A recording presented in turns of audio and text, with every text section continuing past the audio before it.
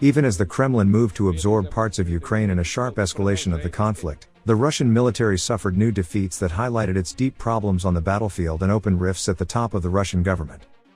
The setbacks have badly dented the image of a powerful Russian military and added to the tensions surrounding an ill-planned mobilization. They have also fueled fighting among Kremlin insiders and left Russian President Vladimir Putin increasingly cornered. Here is a look at the latest Russian losses, some of the reasons behind them and the potential consequences.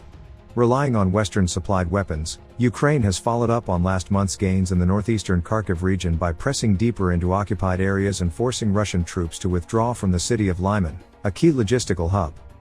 The Ukrainian army has also unleashed a broad counteroffensive in the south, capturing a string of villages on the western bank of the Dnieper River and advancing toward the city of Kherson.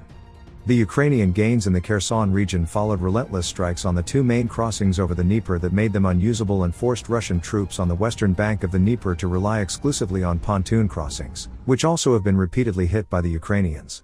Phillips P.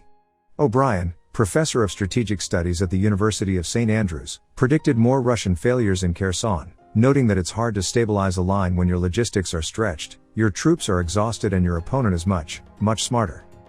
Pressed against the wide river and suffering severe supply shortages, Russian troops face a looming defeat that could set the stage for a potential Ukrainian push to reclaim control of the Crimean Peninsula, which Moscow annexed in 2014. Military reporters and bloggers embedded with Russian troops in Ukraine have painted a bleak picture of an ill-equipped and poorly organized force under incompetent command.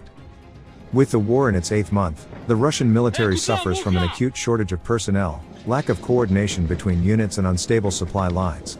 Many Russian units also have low morale, a depressed mood that contrasts sharply with Ukraine's well-motivated forces.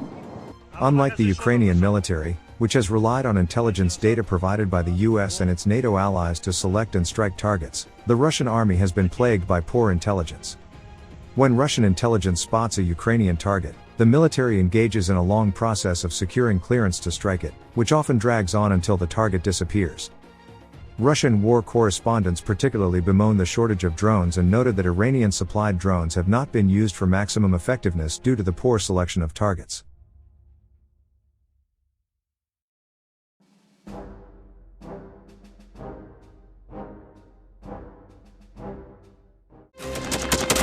Thanks for watching, and don't forget to subscribe. Also, if you want to support Warthog Defense, please become our member and get early access to new videos, exclusive members-only videos, and become administrator in comment section. The membership link is in the description. Rescues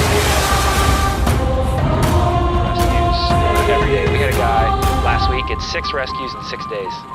He's doing